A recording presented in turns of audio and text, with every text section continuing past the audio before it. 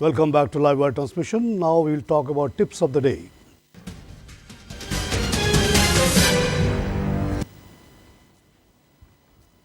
नाज़रीन, कल की जो ज़बरदस्त खुशी है वो अभी तक कंटिन्यू कर रही है और थ्रू आउट चैनल बहुत ज़्यादा खुशी का मौका है। और मुझे ख़ास तौर से हमारी मेकअप की जो हेड हैं उन्होंने कहा कि आप ग्रीन टाई पहने। आज तो मैंने उनके अंबर के कहने पे ग्रीन टाई पहनी है। The whole nation is very very happy and this is what will happen to Pakistan when there is no corruption. Yesterday it is सबको पता है कि कल कोई करप्शन नहीं हुई, इसलिए ये रिज़ल्ट आ गया। This is the status of Pakistan. Nobody can deny this. And लेकिन जहाँ करप्शन हो जाता है फिर मामला वहाँ ख़राब हो जाता है। तो इंशाअल्लाह ऐसे हम सिस्टम्स वाज़ा करेंगे कि करप्शन करना पाकिस्तान में बहुत मुश्किल हो जाएगा। मैं 2009 से अपनी बैंकिंग कैरियर छोड़ के यहाँ इसलिए बैठ गया कि बार बार कौम को बताऊं कि कहाँ कहाँ पे करप्शन हो रहा है। करप्शन होता कैसे? करप्शन होता है हमेशा कंट्रोल से। तो अगर आप गैस के बिज़नेस को फ्री कर दें कि तारिक खान भी बेचे, आप भी बेचें, तो गैस यहाँ आपको CNG जो है आपको आराम से 12 रुपये का मिलना शुरू हो जाएगा। अगर आप पेट्रोल के कारोबार को फ्री कर दें तो यहाँ पेट्रोल आपको 30 रुपये का मिलना शुरू हो जाएगा, 40 रुपये का।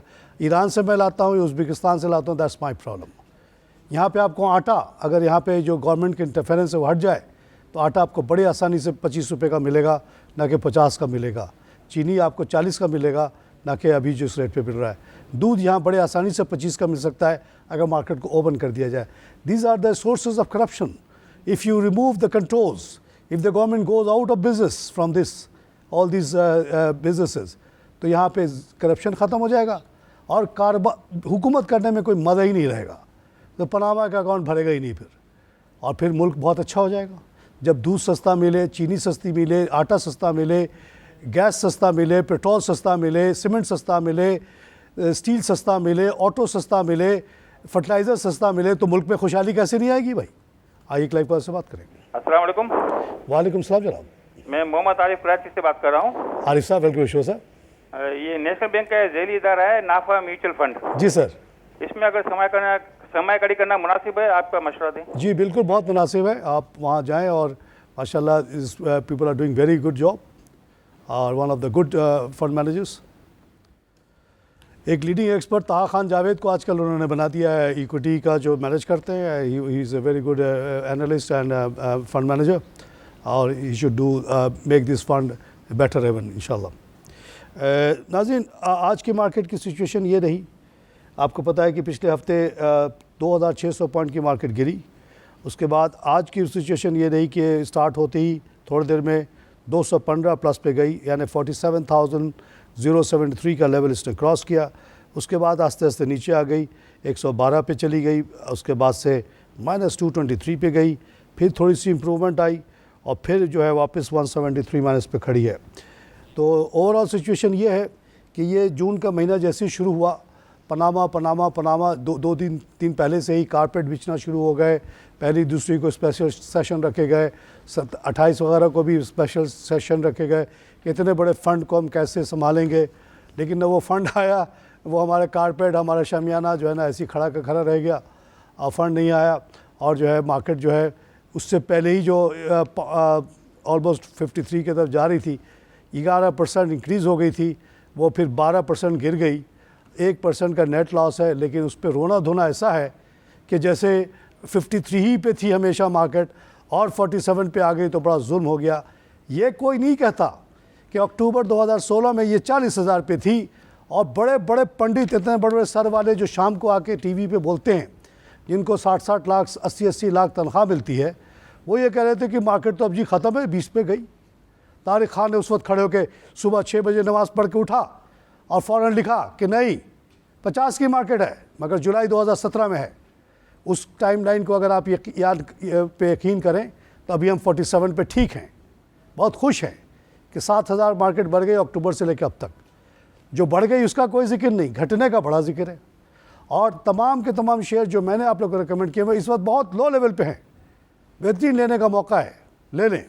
आपको अल्लाह ने एक मौका दिया है, शायद बाद में ना मिले। मार्जिन ट्रेडिंग शुरू हो गई है, उसका इम्पैक्ट आएगा, वॉल्यूम बढ़ेंगे, कारोबार बढ़ेगा। जो कैपिटल गेन टैक्स जो लगाया गया था 15% वो विड्रॉ हो गया। 2016 से के बाद 4 साल तक आप रखें, कोई टैक्स नहीं देना आपको। उसके अलावा जो पहले जो जिस तरह के स्टैगर्ड था वो हो गया, ये सब चीज़ें स्ट्रगल कर रही हैं और शायद गोरे जो है पाकिस्तान रुपीस के डिवैल्यूएशन का इंतज़ार कर रहे हैं। जैसे ही ये होगा बड़े पैमाने पे फॉरेन फंड आएंगे, फिर ये शेयर आप देखते रहना, ख़रीद नहीं पाओगे। आइए क्लब का से बात करें। अस्सलाम वालेकुम। वालेकुम सलाम जनाब, क्या हाल है सर? ठीक है, अल्लाह का शुक्र जनाब। जी जी, पिंडी से सर अहमद बोल रहा हूँ। सर अल्लाह आपको खुश रखे। आप जैसे अगर मुखलस बंदे हों तो इस मुल्क को कोई कमी नहीं, लेकिन अफसोस के हर बंदा एक जैसा नहीं है। आपने इस मुल्क के लिए जो आप बातचीत करते हैं, जो लोगों को गाइड करते हैं, तो उस हिसाब से तो कोई कमी नहीं, लेकिन इसके बावजूद बीच में अगर टम्परिंग है तो वो अनअवॉइडेबल है, जो आपके भी बस में नहीं है सर। जी सर। तो बहरहाल बड़ी खुशी होती है जब आप ब्रीफिंग देते हैं, इतनी डिटेल से बताते हैं। तो मैंने ये पता करना, ये जो ब्रोकर वगैरह का खतरा होता है, पीछे मैंने तो वही थोड़ी लोन शोन लेके शेयर लिए थे, वो आपसे भी थोड़ी रहनुमाई ली थी पहले, तो अब वो उसमें तो काफी नीचे आए हुए हैं, जिस तरह इसका है आयशा स्टील है और पावर सीमेंट है। इसके अलावा ब्रोकर दो के पास अकाउंट, एक जेएस ग्लोबल है तो एक वो सोशल सिक्योरिटी लतीफ वाले हैं। तो इनके कोई भागने का तो नहीं चक्कर होता ब्रोकर का सर? ब्रोकर भाग जाते हैं, लेकिन अब देखिए क्योंकि 400 ब्रोकर है, उसमें एक भागता है तो हम संभाल लेते हैं कि इसलिए कि भागने की जो है स्पीड पहले जैसी नहीं रही, जैसे 2008 में हुआ था, एक साथ बहुत सारे ब्रोकर भाग गए थे। लेकिन इस दफ़ा एक दो केसेस होते हैं, तो इतना रिज़र्व फंड है PSX के पास कि वो संभाल लेता है। नैब इन्वॉल्व हो जाता है, उनके डायरेक्टर से वगैरह को पकड़ के कुछ न कुछ हासिल कर लेता है। जो आखिरी डिटेल केस मुझे पता है क्या था वो जो ए सिक्योरिटी वो लेके भागा, जाके कनाडा में बैठ गया और उसने समझा कि वो छुप गया। लेकिन यहाँ से क्योंकि उस एक पर्टिकुलर कम्युनिटी के थे, वो लोग वहाँ पहुँच गए, कम्युनिटी के ज़रिए इतना प्रेशर डाला कि वो आधे से ज़्यादा पैसा देने के लिए फ़ौरन तैयार हो गया। वो अभी मामला चल रहा है, अभी तक नायब में एक्सेप्ट नहीं किया गया उसका प्रपोज़ल।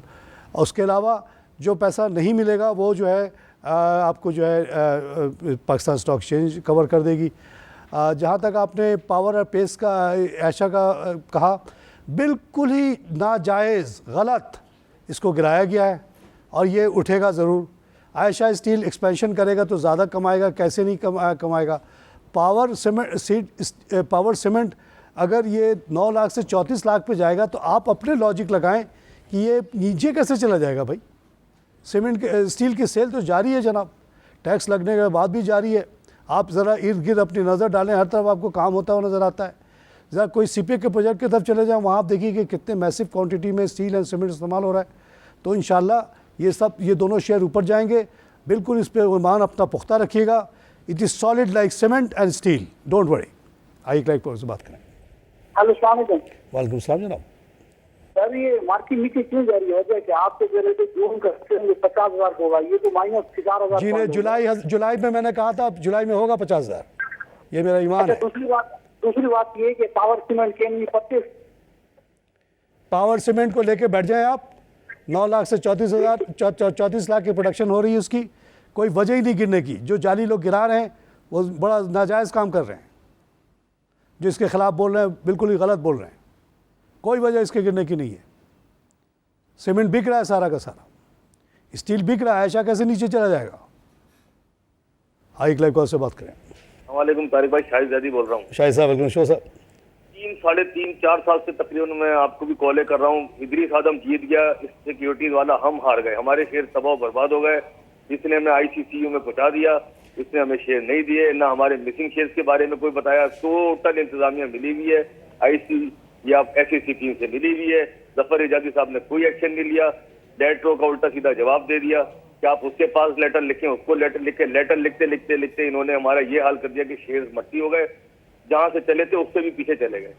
क्या फायदा? ये फूल प्रूफ काम है, इट्स फ्रॉड। यहाँ पे आप मेंबरान को पूछते ही नहीं है, फायदा क्या? इन्वेस्टर को आप बर्बाद कर देते हैं। इसके बारे में जरा कुछ बताएं, मैं कहाँ जाऊँ, किसके पास जाऊँ, नवाज शरीफ के पास जाऊँ जो खुद नहीं तो नैब ने आपसे क्या कहा? नैब ने क्या कहा आपसे? नैब से तो मैं गया ही नहीं हूँ, नैब में क्या करूँ यार। ये कैंट स्टेशन के पास ऑफिस है, प्लीज अभी उठ के आप जाएं नैब के पास। वहाँ के जो सिंध के इंचार्ज हैं उससे अभी मिले आप, मेरा हवाला दें, जानते हैं वो मुझे। बताएं कि ये आदम इसको उठा के ले आएंगे आज ही। वहाँ आप एक अच्छा सा लंबा एक रेफरेंस लिखें, इस आदमी के खिलाफ पूरी कहानी उसके अंदर लिख के जमा कर दें नैब में direct, copy to SCCP and the MD Karachi Pakistan stock exchange. फिर देखिए आप एक्शन। हाँ, इमीडिएटली नहीं कि वो कल एक्शन नहीं लेंगे, और उनके पास बहुत लिस्ट पड़ी है, लेकिन उनको परसू करेंगे तो आज ना कल वो केस उठा लेंगे, इसको उठा के ले आएंगे। कितना बड़ा बदमाश है पता चल जाएगा उसका। आई क्लाइव से बात करें। साथ साथ जो हिजाजी साहब या स्टॉक एक्सचेंज वाले साहब जो एक्शन नहीं ले रहे हैं उनसे भी पूछा जाएगा कि क्यों तुमने ये शाहिद साहब की बात नहीं सुनी अब तक। आई क्लाइव से बात करें। हेलो, वालेकुम जनाब। वालेकुम सलाम। इरफान साहब, वेलकम शो सर। कैसी तबीयत है? जी सही है जी। तबीयत ठीक है आपकी? जी रात को देर से सर ये क्या कह रहे हैं बॉस? अब जो रात को देर से सोया था, मुश्किल से उठ के आया हूँ। बहरहाल ताक रातों को तो मिस नहीं किया जा सकता जनाब, काम तो मिस हो सकता है। बहरहाल आई एम ओके सर। मैं तो चाहता हूँ भाई कि मैं तो चाहता हूँ एक तो कांग्रेचुलेशन पाकिस्तान की टीम जीतने पे। जी बहुत आपको दूसरा ये है कि आप जैसा कोई आदमी पाकिस्तान का वजीर आज़म बने तो सही होगा। सर मैं प्राइम मिनिस्टर ना बोलूं, मेरे सजेशन सुन ले कोई भी। इमरान खान नहीं सुनता, मुस्तफ़ा कमाल नहीं सुनता, ANP वाला अजहर खान नहीं सुनता, कोई नहीं सुनता मेरी बात। मुझे नहीं बनना प्राइम मिनिस्टर वगैरह, ना मेरा बाप बना ना मैं बनूंगा। नहीं, क्यों नहीं बनना है भाई? अरे मेरे पॉलिसी पे अमल कर दे भाई, मुझे और कुछ नहीं चाहिए, मैं सुकून से मर जाऊंगा। आटा कर दो 25 का, चीनी कर दो 40 का, स्टील कर दो आधी कीमत, सीमेंट की कीमत आधी कर दो, तारिक खान खुशी खुशी मर जाएगा। प्राइम मिनिस्टर बन के क्या करना? तो जनाब जिस दिन ये यहाँ पे जुल्म ख़त्म होगा, ये मुल्क बहुत खुशहाल हो जाएगा, गुर्बत ख़त्म हो जाएगी। घर के बारे में 2009 से बक कर रहा हूँ कि पूरे दुनिया जो है, अब बैंक जो है 40% पैसा अमेरिकन रियल इस्टेट पे लगाती हैं थ्रू फेडरल मॉर्गेज एजेंसी। एक ऐसी फेडरल मॉर्गेज एजेंसी पाकिस्तान में बना दो, कोई भी आदमी झुग्गी में नहीं रहेगा, कोई भी आदमी कच्ची आबादी में नहीं रहेगा, सब डिसेंट घरों में रहेंगे, और उसका जो मॉर्गेज होगा, पेमेंट होगी उतनी ही होगी जो किराया दे रहे हैं इस वक्त कराची के हर कच्ची आबादी के एक कमरे की कीमत 5,000 है पर मंथ। मुझे इसलिए पता कि मुझे अपने वर्कर्स को बैठाना पड़ता है जब मैं बाहर से बुलाता हूँ, हर इलाके का मुझे रेट पता है। 5,000 रुपये में एक छोटा सा कमरा मिलता है, सड़ा हुआ, गलियाँ होती है इतनी पतली पतली, वहाँ क्राइम होती है। इसी 5,000 में बहुत आसानी से एक बहुत ही अच्छा छोटा सा फ्लैट दिया जा सकता है, अगर उसकी टर्म जो है वो 30-40 साल की हो और रेट ऑफ इंटरेस्ट 8% के अराउंड हो। अमेरिका में जो आप प्रॉस्पेरिटी देखते हैं, यूरोप में प्रॉस्पेरिटी देखते हैं कि एक मामूली से मामूली काम करने वाला आदमी भी छोटे से खूबसूरत घर में रहता है। उसकी वजह है फेडरल मॉर्गेज एजेंसी, जो कि 1954 में बनी। उससे पहले कि आप फिल्में देख लें 35 वगैरह की, सड़े घरों में लोग रहते थे, स्लम्स में रहते थे, झुग्गियों में रहते थे अमेरिका में, यूरोप में लोग। जब से ये निज़ाम आया कोई नहीं सुनता मेरी बात। यही बात क्यों नहीं इमरान खान कह सकता? वो भी तो दुनिया घूम के आया है। बैंकर नहीं है तो क्या हुआ? तारिक खान की बात सुन ले। तारिक खान क्या अपने ज़ाती मफाद में बोलता हूँ मैं ये बातें? इससे मुझे कुछ पैसा मिलता है या मैं उसकी वजह से मैं प्राइम मिनिस्टर बनने वाला हूँ? नहीं, मुझे कुछ नहीं चाहिए।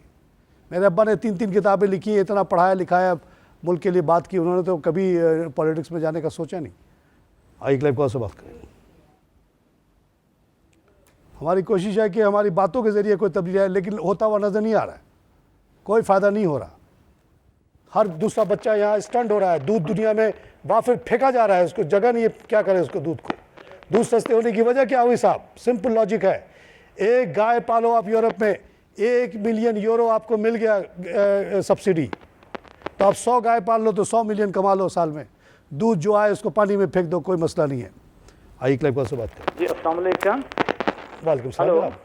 अस्सलाम वालेकुम सर। वालेकुम सलाम जनाब। सर मैं बात अभी पहले आप बात कर ब्रोकर के भागने की, तो एक लाहौर स्टॉक एक्सचेंज का ब्रोकर था MS सिक्योरिटी का, वो मजहर रफ़ीक का। जी मजहर रफ़ीक, वो जनवरी में वो भागा, तो जनवरी में भाग गया। अभी तक गवर्नमेंट की तरफ से या स्टॉक एक्सचेंज की तरफ से या SCCP की तरफ से मेल की या कोई रिस्पॉन्स ही नहीं देता कोई। आपने पूछो कि कार्रवाई हो रही है, कार्रवाई हो रही है, क्या हो रहा है? आपने क्लेम दाखिल कर दिया है? क्लेम करवा रहे हो तो जनवरी में करवा दिया था। हाँ तो बस उस पर काम हो रहा है, जाएगा कहीं नहीं है, आपके पैसे मिलेंगे। जो कुछ इससे इसकी ज़ाती इससे बड़ी बड़ी बातें की थी कि मैं फलाने का दामाद हूँ और ये हूँ, तो बहरहाल कुछ ना कुछ एसेट वाला इसका यहाँ होगा, वो छीना जाएगा। जैसे एज सिक्योरिटी का मैं जानता हूँ जनाब, डिटेल में बोला है इसके ऊपर मैंने। वो भाग गया कनाडा, उसने समझा काम हो गया और लोग पहुंच गए उस तक कम्युनिटी के ज़रिए से, तो वो आधे पैसे देने के लिए तैयार हो गया। और उसकी तमाम जो जायदाद थी उसके माँ के नाम पे, बीवी के नाम पे, वो ज़ब्त हो चुकी है, नैब ने ज़ब्त कर लिया। इसी तरह ये जो भागा है, इसके बीवी के नाम, इसके माँ के नाम जो भी जायदाद होगी सब ज़ब्त हो जाएगी और कुछ ना कुछ रिकवरी वहाँ से होगी, बाकी जो बच जाएगा उस पाकिस्तान स्टॉक एक्सचेंज दे देगा। इस सिलसिले में एक बात कहता हूँ जिससे लोग पागल हो जाते हैं गुस्से से। मैं कहता हूँ सऊदी अरेबिया में तो कोई ब्रोकर ही नहीं है, वहाँ कैसे काम चला, वहाँ कैसे स्टॉक एक्सचेंज चल रहा है अभी तक? वहाँ there is no broker, there is no stock exchange building in Saudi Arabia.